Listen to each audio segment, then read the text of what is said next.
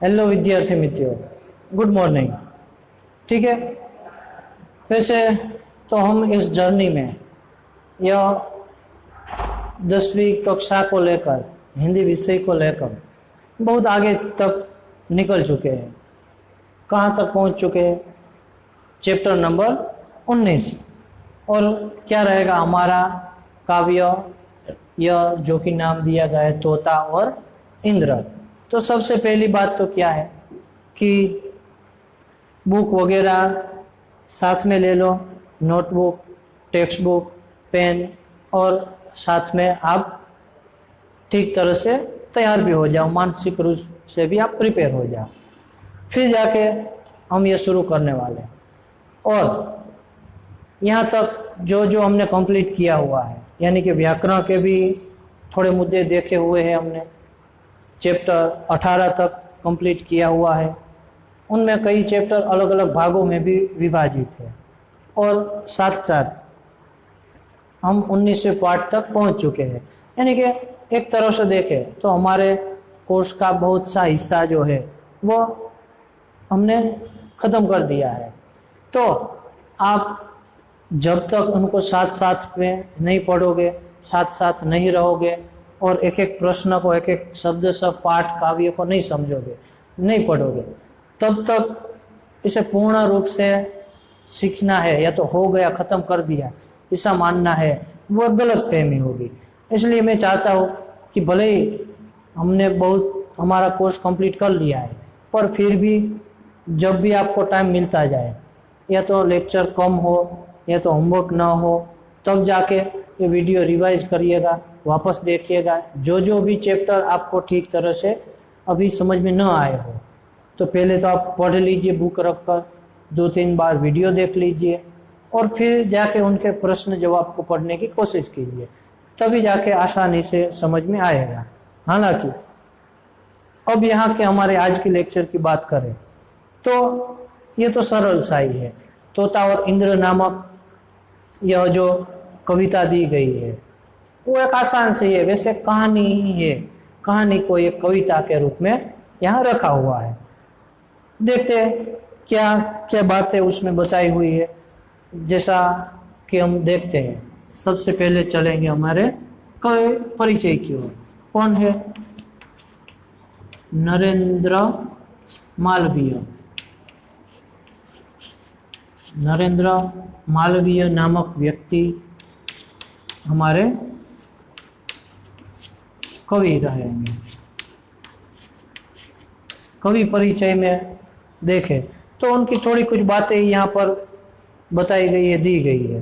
क्या है कि एक तो नरेंद्र मालवीय हिंदी साहित्य के बहुमुखी प्रतिभाशाली साहित्यकार,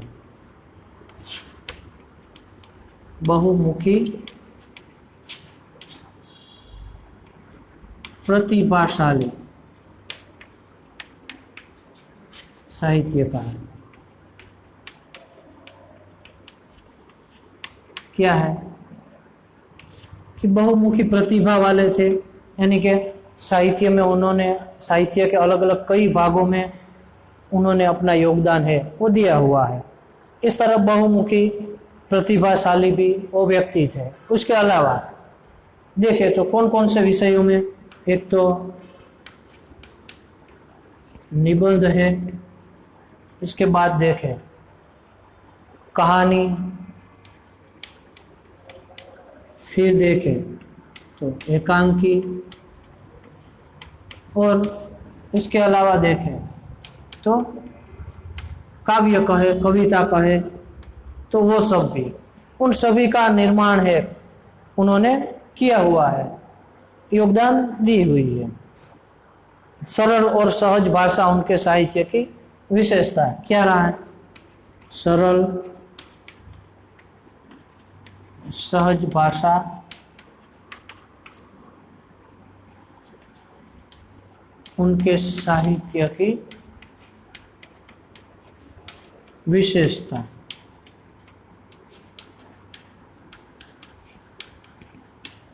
कि सरल शब्द में, यहाँ पर भी हम काव्य पढ़ेंगे तो हम समझ पाएंगे कि कैसे सरल और सहज भाषा में, जो आमतौर पर कोई भी व्यक्ति पढ़े तो आसानी से समझ सके। ऐसे सरल शब्दों में बोलचाल की एक तरह की भाषा कहे कि हम बोलने में जिस भाषा का प्रयोग करते हैं जैसे शब्दों का, तो वैसा ही प्रयोग उन्होंने अपनी रचनाओं में दिया हुआ है। यही उनके साहित्य की विशेषता रही हुई है। ठीक है, फिर क्या कहा कि मार्मिक भाषा में गहन बात को सरलता से पेश करते हैं। मार्मिक भाषा में, मार्मिक यानी क्या होगा कि मर्म भरी, मर्म यानी कि एक सार अर्थ देने वाली जो भाषा है उनको किसी तरीके से, यानी कि मोहन गहन बात कि एक तो देखे तो मार्मिक यानी कि अर्थ सभर होती है, और एक गहन यानी कि जो ऊंडी बोलते हैं, बहुत ही गहराई वाले, कि जिनमें हमने बहुत कुछ है वो जानना सुनना समझना होता है, पर फिर भी वो ऐसे सरल तरीके से पेश करते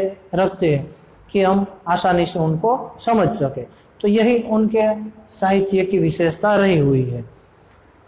अब इतना उनका परिचय को लेकर फिर कहा है कि यह एक सरल और सुबोध रचना है। हम यहाँ दी गई हमारी कविता की ओर देखें तो तोता और इंद्र, उनसे हम समझ जाएंगे कि क्या बात हुई होगी।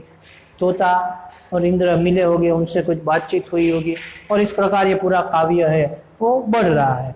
ठीक है, तो यह भी एक सरल सुबोध रचना है। यह इस कविता को एक कहानी के आधार पर लिखा गया है। कविता है वैसे कहानी को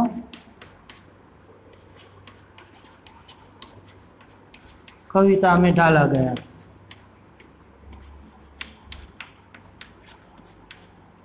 यह क्या है कि है वैसे देखे तो पूरी कहानी है, पर उसे काव्य की शैली में है वो डाला गया है। इस प्रकार इनका साहित्य प्रकार क्या दिया गया है, संवाद काव्य। संवाद काव्य, संवाद यानी क्या होता है कि बातचीत करना। हम जब एक दूसरे से बातचीत करते हैं तो संवाद कहा जाएगा। तो मानो बातचीत ही कर रहे हो, इसी तरह कहानी को है यह कविता काव्य के रूप में है वो डाला गया है, वो रखा गया है। ये वह कहानी बुक ऑफ नॉलेज से ली गई। कहां से? बुक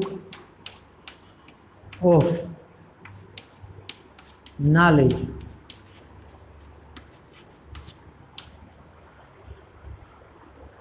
नॉलेज से ली गई है। ठीक है, पूरा वाक्य की तो जरूरत नहीं रहेगी। ये बुक ऑफ नॉलेज नामक जो ग्रंथ का है, पुस्तक का है या तो बुक का है, वहीं से यह कहानी ली गई है। और यह विश्व का एक श्रेष्ठ संवाद काव्य, कौन सा? विश्व का भी कहे तो भी श्रेष्ठ कहा जा सके, ऐसा श्रेष्ठ संवाद काव्य है। सुनते हैं ऐसे, यदि विश्व का श्रेष्ठ संवाद काव्य है तो उनकी मजा भी कुछ अलग होगी, उसकी कहानी भी कुछ अलग होगी। देखते हैं, आसान सा सरल सा एक बार आप पढ़ोगे ध्यान से, थोड़े कुछ शब्दों को बात करके, बाकी सब तो आप समझ ही जाएंगे, पर मैं विस्तार से आपको शब्दों से समझाने वाला हूँ। जल्दी से यहाँ कवि का परिचय जो दिया है वो नोट कर लीजिए।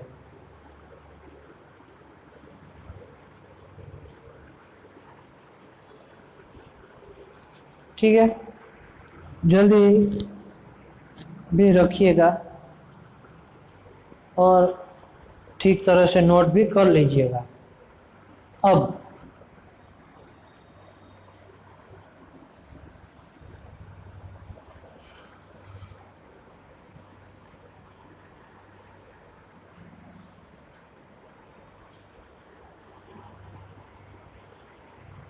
हम आगे बढ़ते हैं काव्य के परिचय को लेकर। पूरा काव्य है, काव्य परिचय मैं यहाँ क्यों लिखता हूँ वो मैं आपको बता दूँ तो, कि यहाँ कवि परिचय लिखता हूँ, काव्य परिचय लिखता हूँ, पाठ हो तो लेखक परिचय और पाठ परिचय। क्योंकि हम पूरा पाठ तो यहाँ लिख नहीं रहे, यानी कि मैं पूरा पाठ तो नहीं लिख रहा हूँ, उनके मेन पॉइंट ही लिख रहा हूँ, मुख्य मुद्दे ही हम जोड़ रहे हैं। तो इसके कारण क्या हुआ, एक से परिचय कहा जाएगा, तो इनके कारण परिचय का या तो सारांश भी कह सकते हैं। तो काव्य का यह परिचय हमारा क्या रहेगा, क्या आसान सा ही देखते हैं, शब्द सब बुक में ध्यान रखिए और सुनिएगा। सुनो भाइयों, तुम्हें सुनाते आज एक प्राचीन कहानी। क्या कहा वो, भाइयों सुनो सब, मैं आज तुम्हें एक प्राचीन कहानी जो है वो सुना रहा हूँ, जो है अति सुंदर, अति अद्भुत, सचमुच कहानियों की रानी। क्या है वो? एक तो सुंदर है, क्या कहा? एक तो प्राचीन कहानी है। कैसी है? सुंदर, अद्भुत और कहानियों की रानी।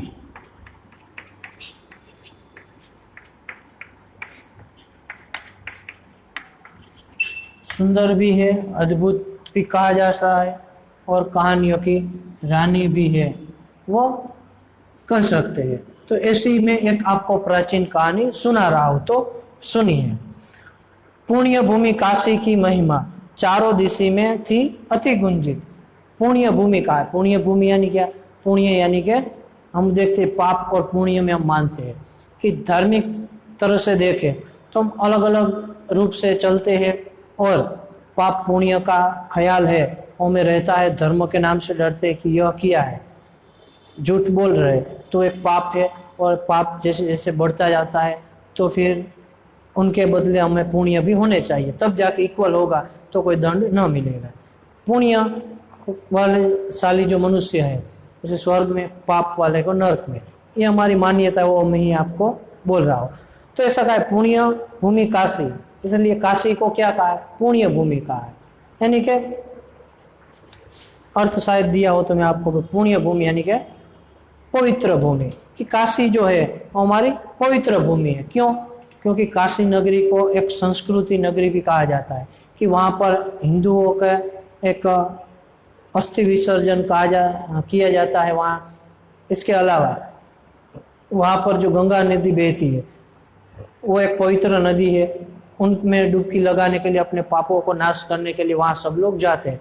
तो इस तरह काशी को क्या है? एक पुण्य भूमि के रूप में हमारे यहाँ प्रचलित है। तो इसलिए कहते हैं कि यह काशी की महिमा है। यही पुण्य भूमि, पवित्र भूमि ऐसी जो काशी है, उन्हीं की महिमा। महिमा यानी क्या होगा? वो हम शब्द तो बार बार सुनते हैं, तो उनका यदि कोई अर्थ पूछे तो हम थोड़ा लड़खड़ा जाएंगे। महिमा यानी क्या होगा? कि उनकी यह गाथा, उनकी यह कहानी, उनकी यह प्रशंसा, वह हम आज सुन रहे हैं कि काशी की महिमा है, उनकी प्रशंसा है, उनकी कहानियां है, वो हम कई वर्षों से सुनते हैं। काशी एक पवित्र नगरी है, पुण्य नगरी है, वहाँ जाते हैं, गंगा में डुबकी लगाते हैं तो हमारे सारे पाप है वो धुल जाते हैं। इस प्रकार की कई बातों को सुनते हैं।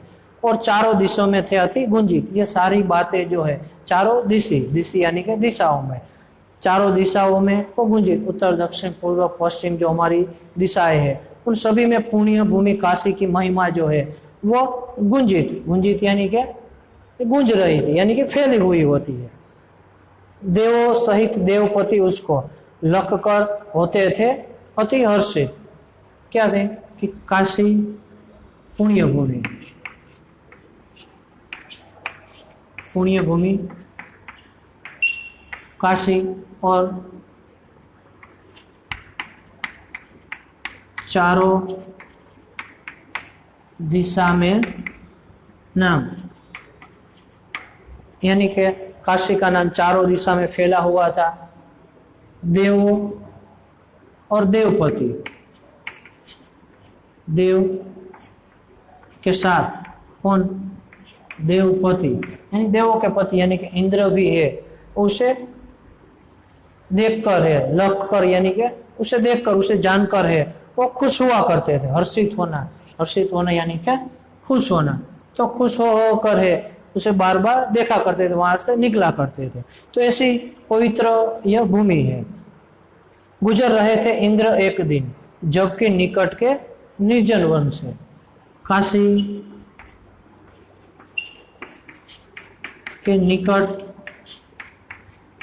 वन से क्या होता है? इंद्र का गुजरना यानी मृत्यु हो जाना, ऐसे अर्थ में नहीं है, वह मत सोच लेना। वहां से निकलना, पसार होना, पास होना।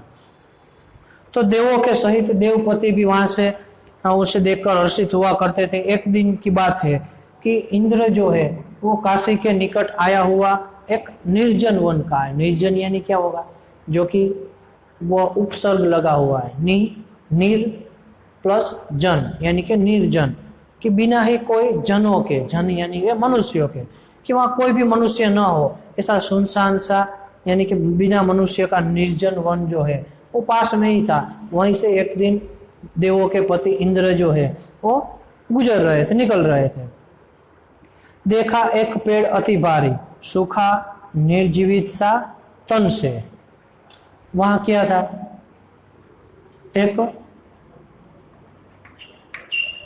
अति भारी पेड़, यानी कि बहुत ही बड़ा पेड़ होता है, जो कैसा था, सूखा और निर्जीवित,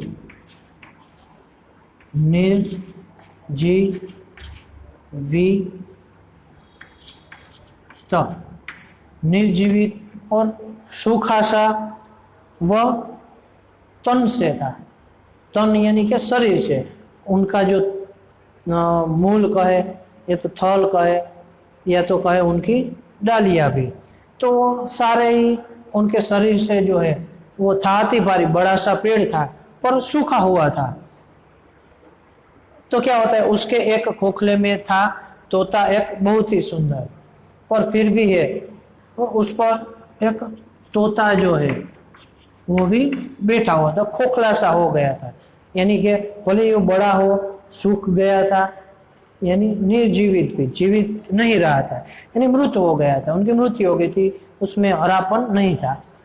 फिर भी उनके यह खोखले पन में, यानी उनके एक जगह पर है वो तोता है, वो बैठा हुआ होता है। कैसा है, सुंदर सा तोता है, वो बैठा है। हुआ इंद्र को बेहद अचरज, उसको सूखे तरु पर लख कर। क्या हुआ, इंद्र को अचरज होना, अचरज, अचरज यानी क्या होगा वो पता है आपको, आश्चर्य होना। इंद्र को आश्चर्य हुआ, किस बात को, सूखे तरु पर, तरु यानी क्या होगा वो पता है, वृक्ष को तरु भी बोलते हैं, तरु वृक्ष पेड़, सूखे तरु पर तोते को देख कर, लख कर यानी के देख कर, सूखे तरु पर इस तोते को देखकर है उसे अचरज हुआ, आश्चर्य हुआ।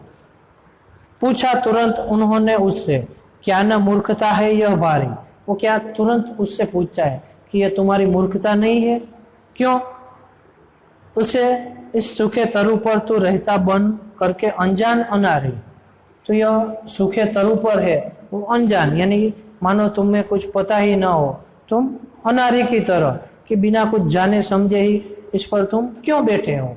ऐसा इंद्र को मन में प्रश्न उठता है, जिनके कारण ये सूखे तरु पर बैठे हुए तोते को है वो पूछता है कि यह तो तुम्हारी बड़ी भारी मूर्खता है, हरा भरा तरु कहाँ नहीं है क्या इस विस्तृत सुंदर वन में।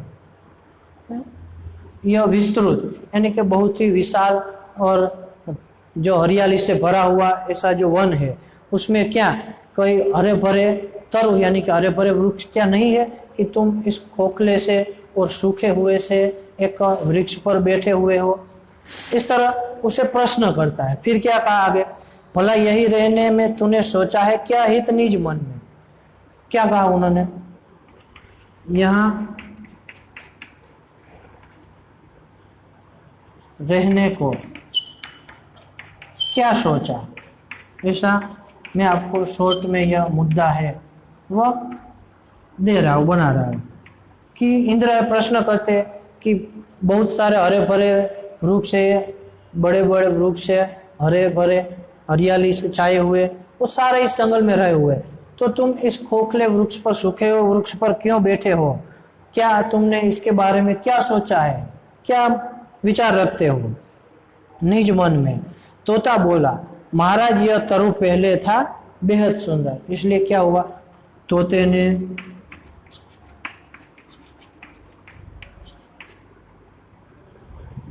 कहानी सुनाए। कहानी तो वैसे नहीं कह सकते हैं, घटना या तो एक प्राचीन उनकी बातें है वो समझाए सुनाए, पर अभी तक यह रखते हैं कि तोते ने कहानी सुनाई। क्या कहा? उस वृक्ष के बारे में पूरी जानकारी है वो बताई। क्या कहता है कि महाराज यह तरु पहले था बेहद सुंदर, कि अभी भले यह खोखला है, सूख गया है, निर्जीव है, पर एक समय पर यह बहुत ही सुंदर यह तरु था। पर यह बोर्ड भर चुका है, इसलिए जल्दी से आप नोट कर लो, फिर मैं आपको आगे ले जाऊं। निकाल रहा हूं इसलिए बोल रहा हूं, जल्दी से नोट कर ली।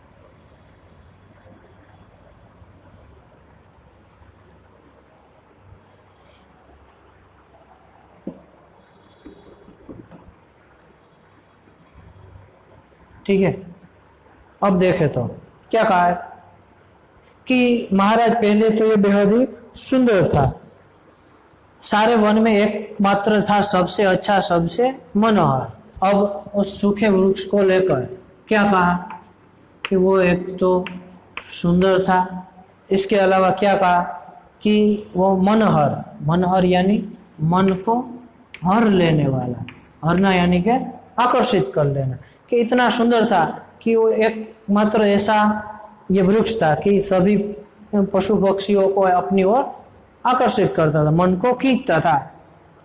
जैसा था यह सबसे सुंदर, वैसा ही था यह बलशाली। एक तो सुंदर था, उनकी आकर्षण जो है बना हुआ था, और सुंदर था उतना ही वह बलशाली भी था, यानी ताकतवर भी था। उतनी जड़ें हैं, उनके तने हैं, उनकी डालियां हैं, वो भी इतनी फैली हुई, इतनी मजबूत थी कि वो आसानी से न गिर सके। तो ऐसा वो बलशाली भी था। यह थी इस वन की शोभा, भाग्यवान अति गौरवशाली। वह एक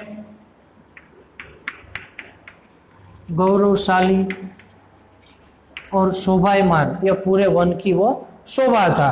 यह उनका एक समय था।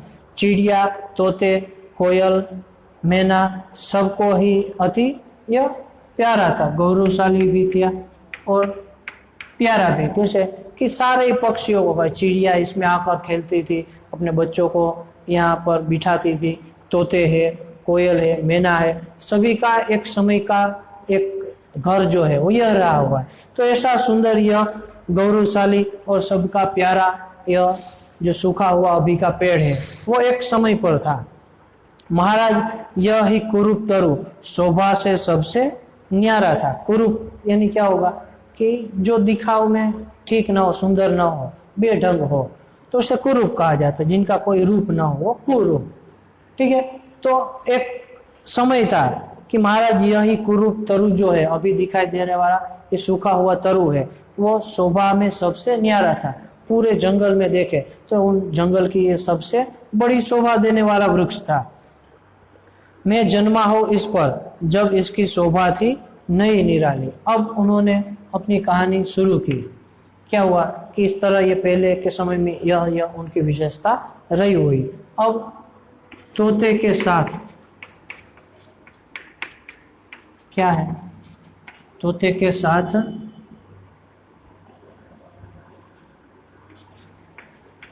तरु का जीवन, यह तो तरु के साथ तोते का जीवन, कि वो तरु यानी कि वृक्ष किस प्रकार तोते के साथ रहा और कैसे उन्होंने अपना समय बिताया हुआ था। क्या कहा कि महाराज यह कुरूप शोभा है, मैं सबसे न्यारा है, मैं जन्मा हूँ इस पर जब इनकी शोभा थी निराली, कि मेरा जब जन्म हुआ तब इनकी शोभा जो है वो ऐसे निराली थी, ऐसी निराली यानी कि सुंदर थी, तभी से ही मैं जन्मा हुआ हूँ। अतः मुझे प्राणों से भी प्यारी है इसकी डाली डाली। उनके प्रशंसा में वो क्या कहता है, इनकी डाल डाल जो है वो प्राणों से भी मुझे प्यारी लगती है। तोता है वैसा तरु को लेकर इंद्र को कहता है कि मैं जन्मा हूं तब से निराला था और इन्हीं के कारण मैं उनकी डाली डाली है, मुझे यह प्यारी लगती है। फिर कहा इसकी मोदमयी छाया ने मैंने निज होश संभाला। उन्हीं की छाया में मोदमयी, मोदमयी यानी कि एक हूफ वाली या तो एक ठंडी सी उनकी छाव में है और मैंने क्या संभाला है, अपना होश संभाला। होश संभाला, होश यानी किस अर्थ में दिया होगा समझ सकते हैं। होश यानी कि एक समझ जो है वो प्राप्त की, अपने को लड़खड़ाने से बचाना, उड़ना सीखना, खाना पीना सीखना, वो सभी है कहाँ पर, यही छाया में, यही वृक्ष में रहकर मैंने सीखा हुआ है। मैंने जब से होश संभाला, समझदार हुआ, तब तक मैं इन्हीं की छाया में रहा हुआ। यह है मुझको गाना, मुस्काना, उड़ना सीखना होने वाला। गाना, उड़ना, मुस्काना सिखलाने वाला। क्या क्या उन्होंने किया हुआ है कि उन्होंने वहीं रहकर उन्होंने गाना भी सीखा है, उड़ना भी और मुस्काना भी वहीं इसी वृक्ष पर रहकर मैंने सीखा हुआ है। बचपन से ले करके अब तक इसने दी मुझको छाया।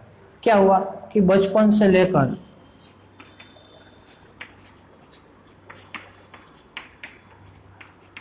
इसी की ही छांव, कि बचपन से लेकर अभी तक मैं इन्हीं की छांव में रहा हूँ, पला बड़ा हुआ हूँ।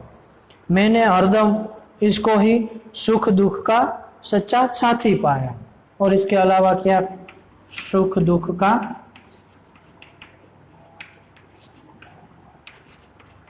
सच्चा साथी, सुख हो या तो दुख हो, हर समय में वह वृक्ष उनके साथ रहा है, वह वृक्ष के साथ रहा है। इसलिए क्या कहा कि बचपन से ही यह उन्हीं की छाँव में मैं पला बड़ा हूँ, छाया मुझे दी हुई है और हरदम मेरे जीवन के सुख दुख को है वो छाया दी हुई है।